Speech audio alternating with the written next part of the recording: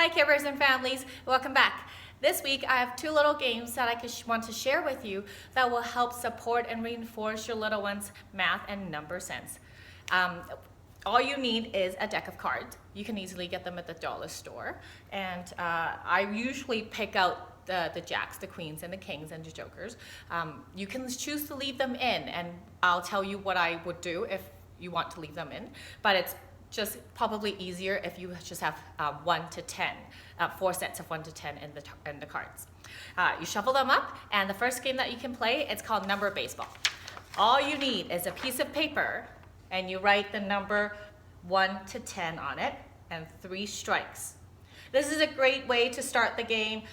If your little one is ready, you can get them to print the numbers. You can do it with them, or you can just show them as they are watching. It's really important for them to see you write and see adults read and write in front of them. So get a play mat like this, piece of paper, write down 1 to 10, and 3 strikes. One side for you, one side for them, or however many players there will be. And all you're going to do is take turns flipping a card, like so. The player needs to say the number, so 3, and you can cross off the number 3.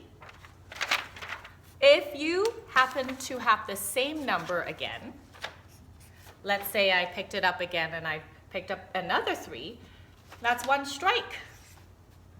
And when player hits 3 strikes, that's when the game is finished. Do you want to play a little bit with me? Okay, so that was my first card. You're going to get your card now.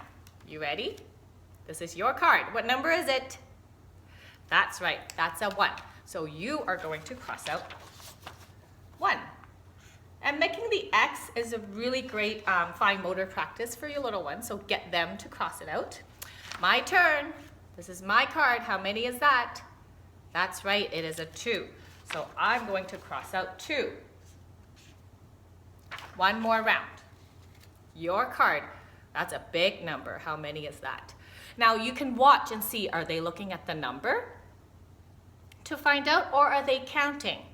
If it's a number from 1 to 5, 1, 2, 3, 4, or 5, you might see your little one supertize, which means they look at a number, they look at an amount, and they can tell how many that is without having to count. So what number did you get? That's right, you got 9.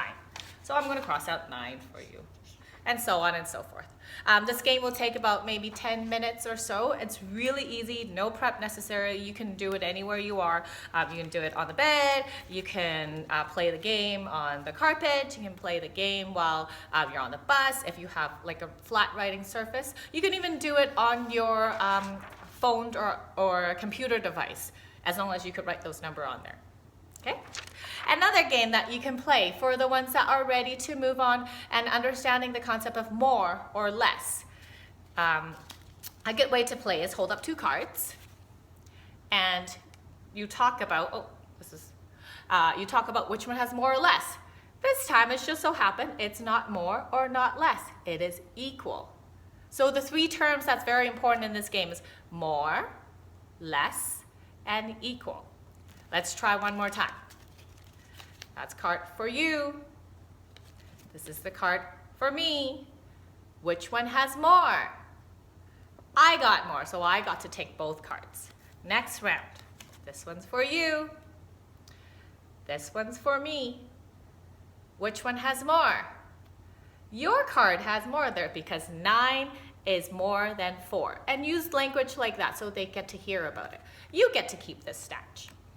Okay, so those are 2 games that are really, really easy and simple and fun to play, and it doesn't take a lot of prep work. All right, are you ready for this week's Mrs. Ng's book pick?